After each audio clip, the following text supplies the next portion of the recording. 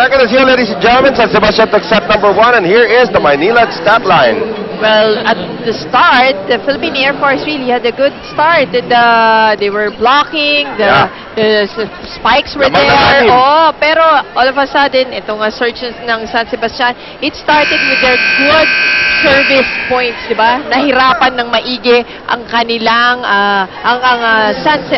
Philippine Air Force to get those first balls. As you can see, 5 service points coming from San Sebastian and only 1 from the Air Force. And that was the Maynilad stat line brought to us by Maynilad, the official drinking water provider of the Shakey's P-League.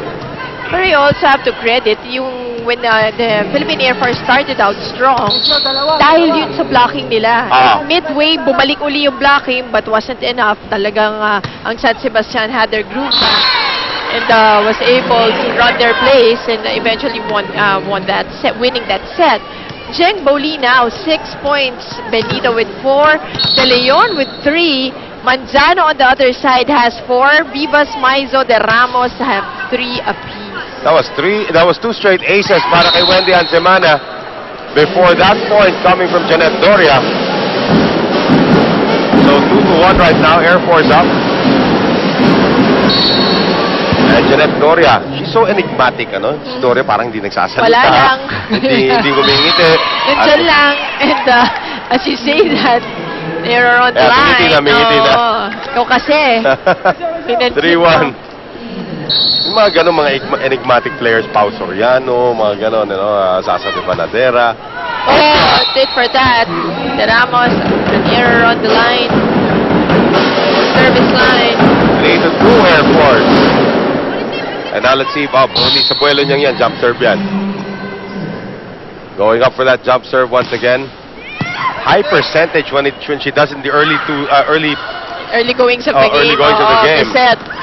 Benito off the block. Resho. Semana on the back set now for Maizo. Kept alive there by Benito. Now Benito attacks, turns back there by Maizo. Ford with the free ball. Here's Semana now. Out of nowhere comes Aiza Maizo. Just wide.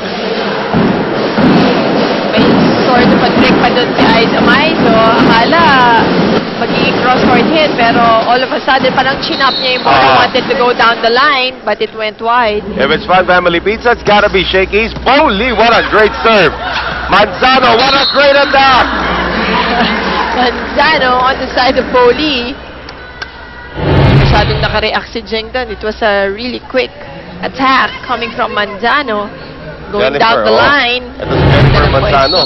Played for USLS actually nung nakaraang conference. As a guest player. Ford changing direction. That's just a great shot. That's right. And may pagkabitin pa yun.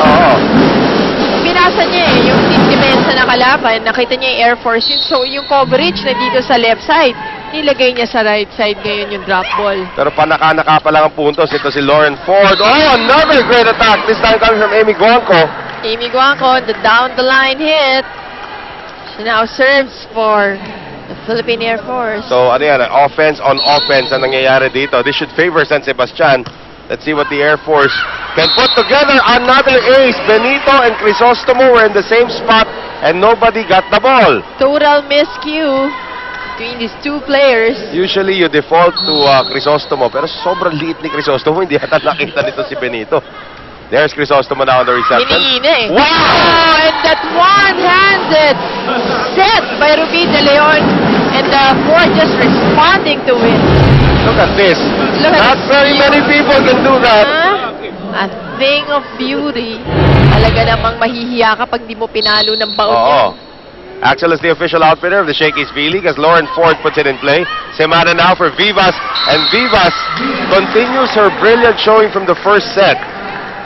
Again off the block, using Doria to get that point. Air Force up 2. Once again, it's not how you start, it's how you finish. Kasi kanina Air Force, lamang sila 10-4. And an ace again coming from Manzano. So many service points now coming from the Philippine Air Force, and they are